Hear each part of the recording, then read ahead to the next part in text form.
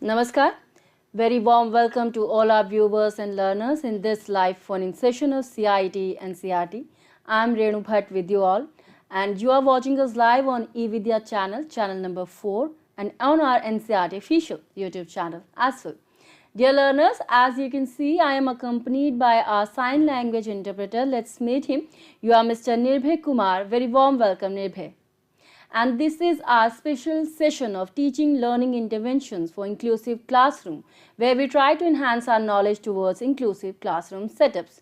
And the topic that we are going to learn in this specific session is Helen Keller. And as you know, it's a very renowned name, and she is an American author, disability right advocate, political activist and lecturer, and this special session is for 4th standard English students. Let's meet our expert as well. You are Miss Arushi Batra. You are PRT English from DAV Public School, Pushpanjali Enclave, Delhi. Very warm welcome, ma'am. Namaskar. Thank you for inviting me. And before we begin this session, let me give some important information to all our viewers and learners in case they want to participate in this special session. If you have any query, dear learners, or you want to know more about Helen Keller, feel free to connect to us through our various mediums. You can call us, you can drop a mail, and you can even drop a comment as well. You can call us on our telephone number, that is 8800 440 559.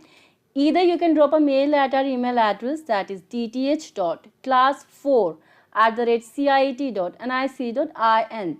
And if you have joined us through our live streaming, then you have to go to the live chat box and you have to drop your comment out there. Our expert will be happy to answer all your queries and doubts. And if you want to share something, feel free to share with us. And let's quickly begin this session, ma'am. And as we have already told the title of the session, that is Helen Keller itself. Yes, thank you. Good afternoon, dear learners. Welcome to your English class. Today we will be discussing and reading about a very famous personality. She was very well read and she wrote so many books and she contributed to our society in a lot of ways.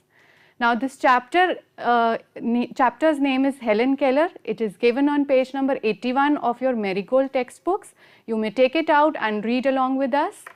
Before diving into the chapter, I would like you to think about some questions. Renu ma'am, would you be my student for this class? Sure, ma'am. Why not? Okay. Now I would like to ask you, how many senses do we have?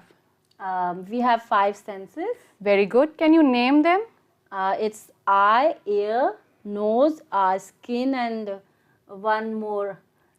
Can you please Tongue. let us? Yes, tongue for taste. So we have the sense of sight, we have the sense of smell, we have the sense of taste, we have the sense of touch, and we have the sense of hearing through these 5 sense organs. Now Renu ma'am, could you please close your eyes for an activity we will do? Yeah, sure. So should I need to Just also close perform your... some? Okay, yes. fine. Okay. Now stay like this for a moment. Can you see anything? No, I can't see anything. Okay. I will be giving you some objects in your hand, and I need you to identify them for me. Sure. So the first object is this. Okay. It's a very soft object. I guess it's from a fruit family. Is it orange or something? Yes, very great. Your sense of smell is very accurate and precise. Now I will be giving you a second object. This one. Okay. It's an object. It's made up of plastic, I guess. And yes. Okay. I can feel the object. It's a pen. Yes. Brilliant. It's a pen. Now I would be giving you soundproof earplugs to put in your ears, and I want you to put them for a while. Okay, fine.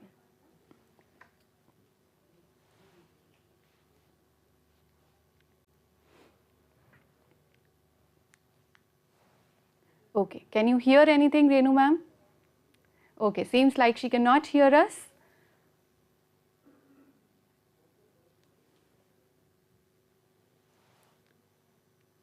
You may open your eyes as well, ma'am. Okay, thank you.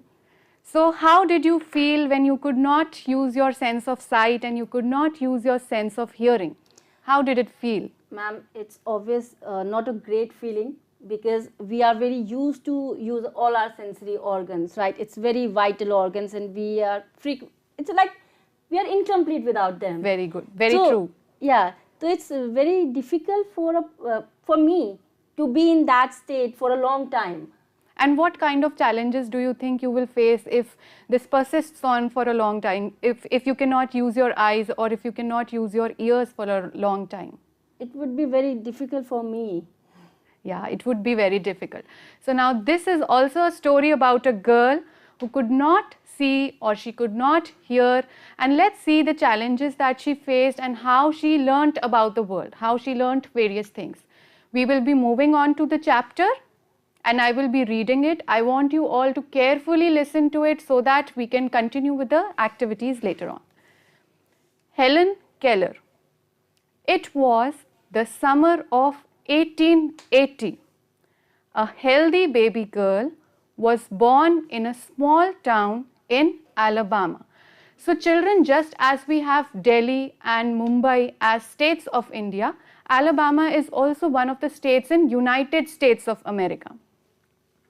Her parents loved her dearly and named her Helen Keller. So what was the baby named? It's Helen Keller. Great. But one day, the baby became ill, and day after day, her fever stayed high. So what happened? She caught an illness and her health condition deteriorated. It got bad day after day. Everyone in the family tried to help her to get better, but all they could say was, "There is nothing more we can do. The baby may not live." So all the family members tried the best they could, but they eventually gave up on the baby. They felt that the baby may not live for a long time. Helen lived. So to their surprise, Helen survived. But she was not the same after her illness. "Something is very wrong," her mother said. So her mother suspected that something is wrong with this baby. She's not responding as she used to before, and she doesn't seem as healthy as she was born. At last, they found out what was wrong. The child could not see or hear. So what happened as the result of that illness? The baby could not see or hear any longer. The baby grew into a little girl. Her parents felt sorry for her. Helen often cried and held on to her mother.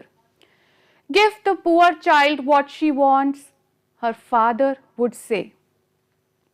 Though Helen could not hear or see, she was a bright little girl. Some people thought Helen could not learn anything. Her mother did not agree. "Helen is very smart," she said. So what happened? Because she could not hear or she could not see, other people thought that she may not be able to do anything in her life. They gave up on her.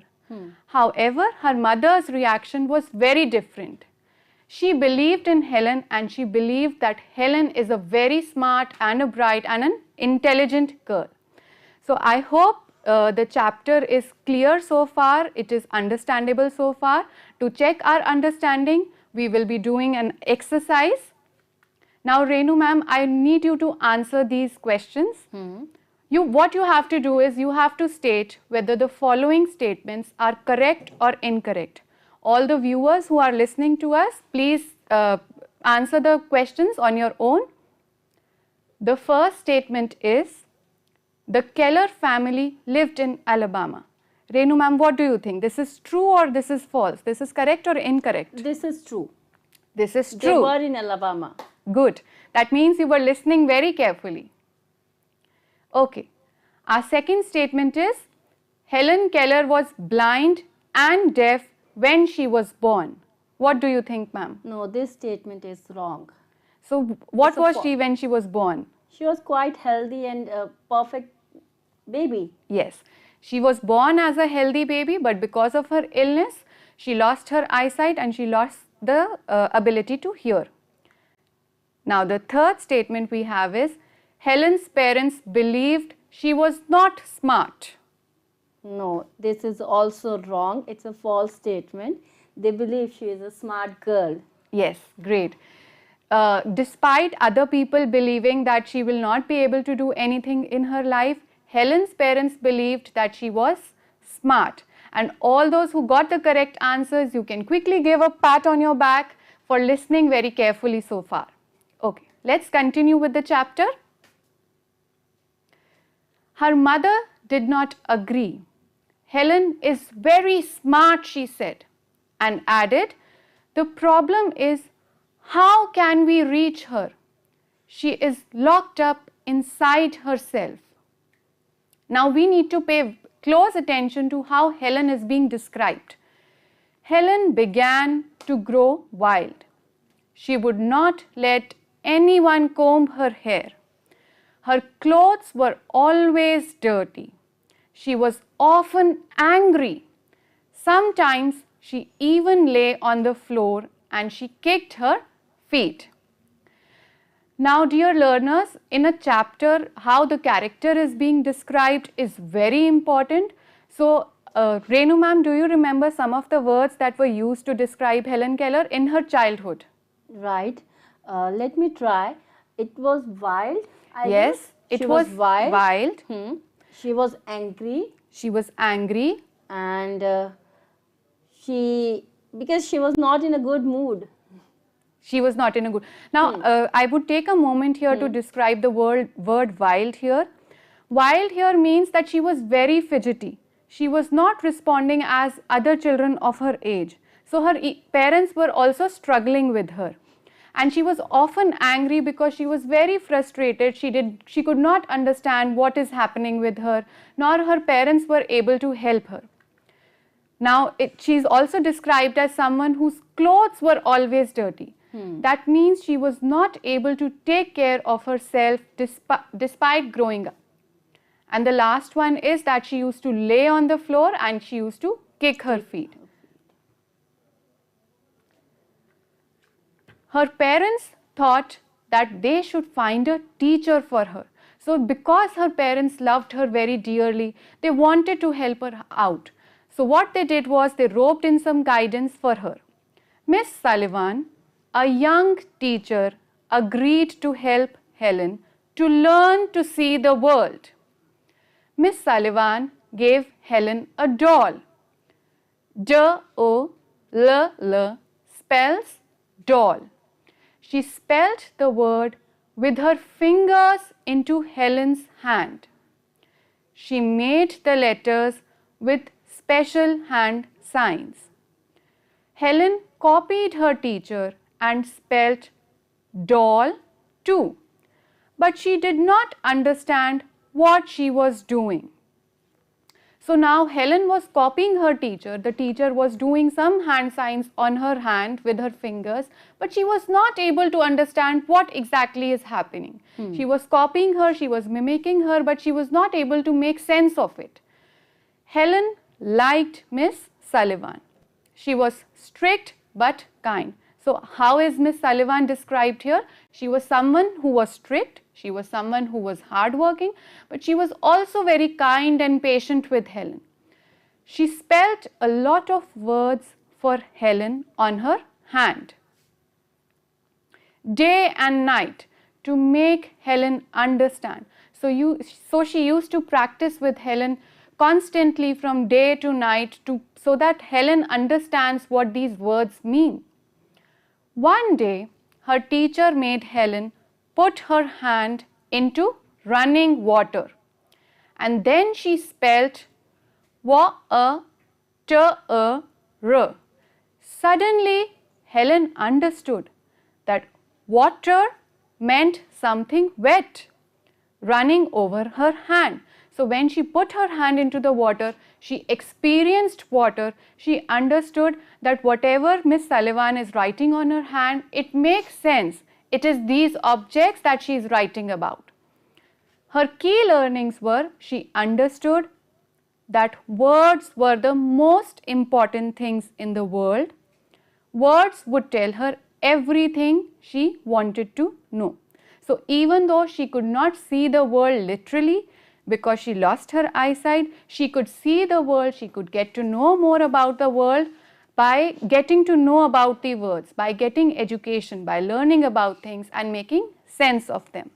So I hope this chapter is understood by all. In order to enhance your understanding, I have a video to show to you all, and we will see how Helen's teacher used to write in her hands using special hand signs.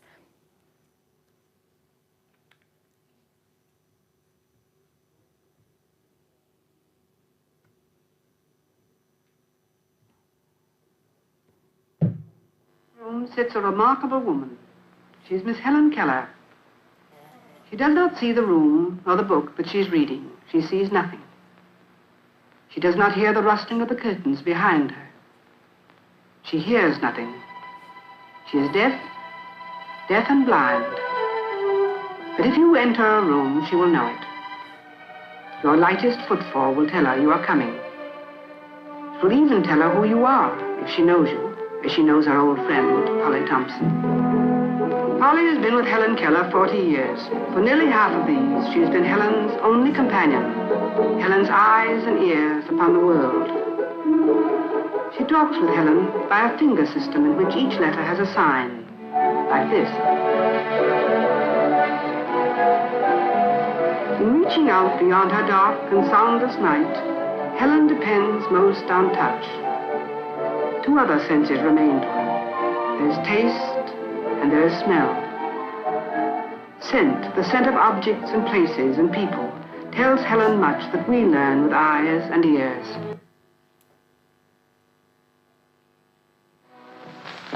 When I saw Helen Keller first, Fine.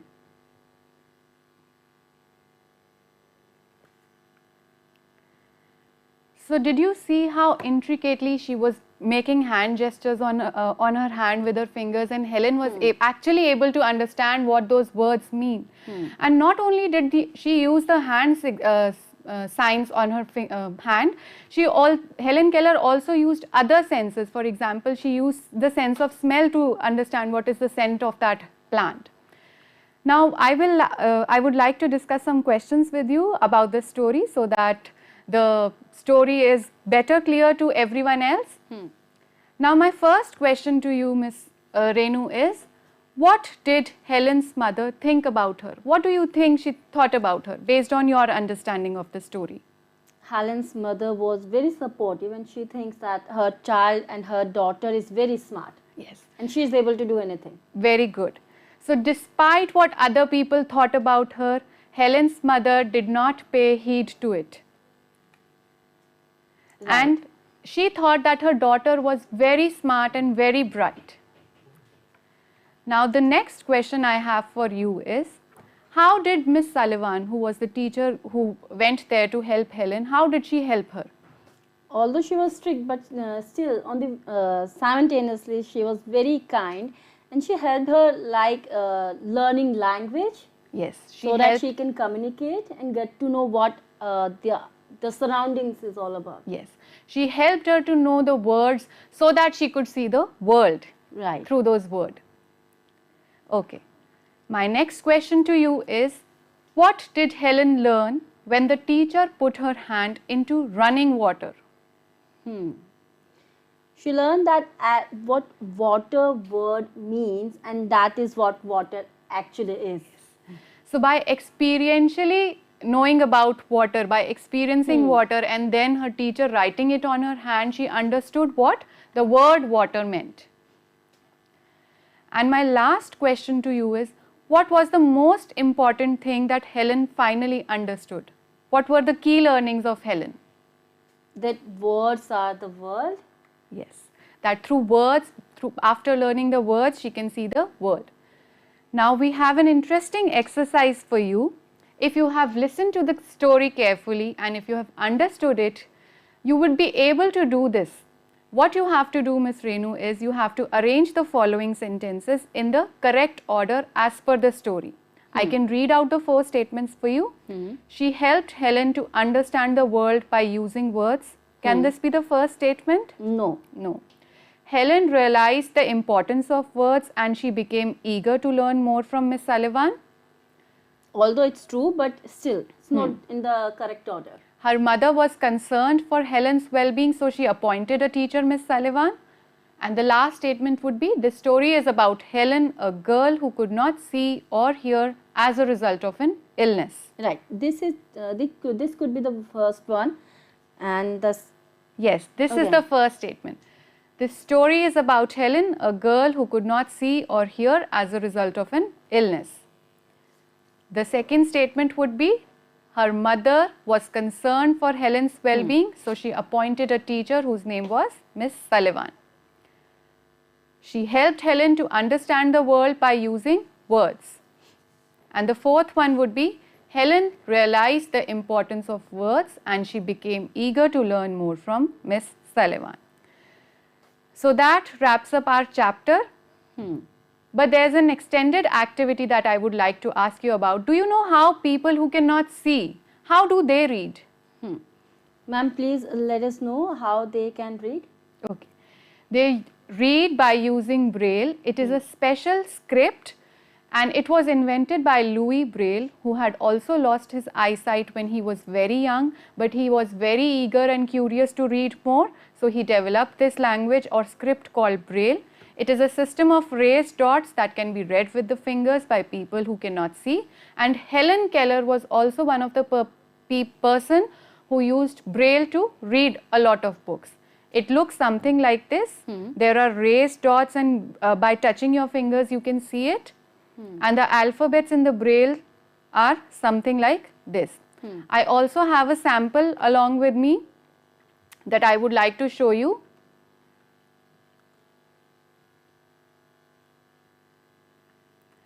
So this is what I have created. It was very easy to do. On a paper you will write the alphabets, and as per the Braille alphabets that I just showed you on the screen, you can perforate the paper using a needle or a toothpick or a pen, but of course with the help of adult guidance. So when you touch these, you can actually see that the surface is raised. You can actually feel the raised dots. Fine. So ma'am, if we talk about inclusive class, how you can teach this chapter in an inclusive class? So in an inclusive classroom, it is very important to have multiple representations. If there are children who are not able to hear, or if there are children who are not able to see, we do not need to have a differentiated pedagogy for them, because if I am treating them, those children differently in the class, other children may develop this sense of segregation and there may be labeling taking place in the class, and we do not want that in an inclusive classroom. And as I was talking about multiple representations, for example, I used an audio-visual aid in this. I would request you to have a slow pace so that I can, our sign language interpreter can interpret you, ma'am. Okay. So as I was talking about multiple representations, what we can do in our class is that, for example, I used an audio-visual aid in my lesson plan. So all those who could not hear, all the viewers who could not hear, they could watch the video, they could read the subtitles that were coming in. All the viewers who could not see, they could listen to that audio. So it was just one resource, but it was catering to the needs of everyone and all the different styles of learning as well. Right. So ma'am, how we can sensitize our students to an early age? How we can sensitize them, ma'am? So our students are exposed to a diverse environment right from their born, right from the moment they are born. And what we need to do is we need to sensitize them, and we need to lead them towards acceptance of others, accepting people as they are. We need to use multiple representations of the same concept or the same topic for our learners who have different learning styles or who have different kinds of abilities in the classroom. And we can also discuss stories just like we did, like of Helen Keller and other people who overcame their challenges and did great in their life, achieved very well in their life. Exactly, very well said. And let's move forward in the session, ma'am. And dear learners and viewers, as usual, we have 3 keywords for the session. Our first keyword is dearly. Our second keyword is illness. Our third keyword is agreed. Ma'am, you must be having homework for our learners now. Yes, ma'am. Please explain. So the homework for you all is that if you have listened to the story carefully, what you have to do is you have to answer the following questions. These are also given in your textbook. Something is wrong, said Helen's mother. What was wrong with Helen? Although Helen could not hear or see, what kind of girl was she? And the third one is, who agreed to help Helen? We also have modified homework. The first question again is, something is wrong, said Helen's mother. What was wrong with Helen? You have to take the correct option, choose the appropriate option. She could not taste or smell, and option number B is, she could not hear or see. Although Helen could not hear or see, what kind of girl was she? Was she bright or was she naughty? Who agreed to help Helen? Was it Miss Sylvia or Miss Sullivan? Fine. And dear learner, you have to send your homework in this particular submission format.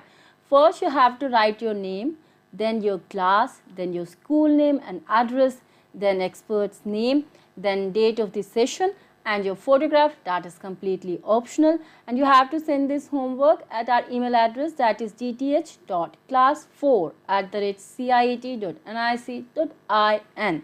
So that was the homework submission part, ma'am. Would you like to say something to all our viewers and learners?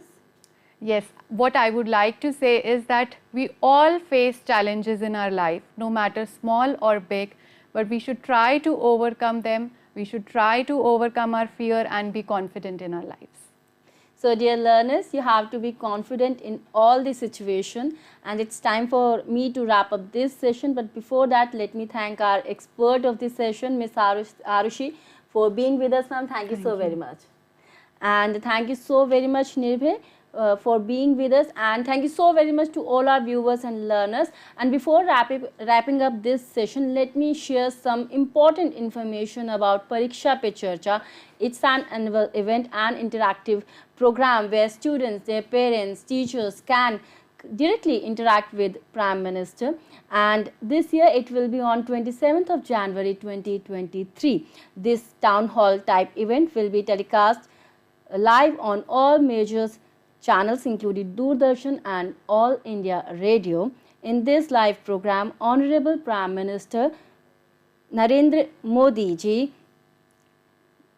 discuss not only about managing exam stress, but also give mantras to live life more joyfully as an Utsav. So be a part of this mega event and make sure you watch this program live. For me, Renu Bhatt is taking your leave. Be with us on eVidya channels and NCRT official YouTube channel. Namaskar.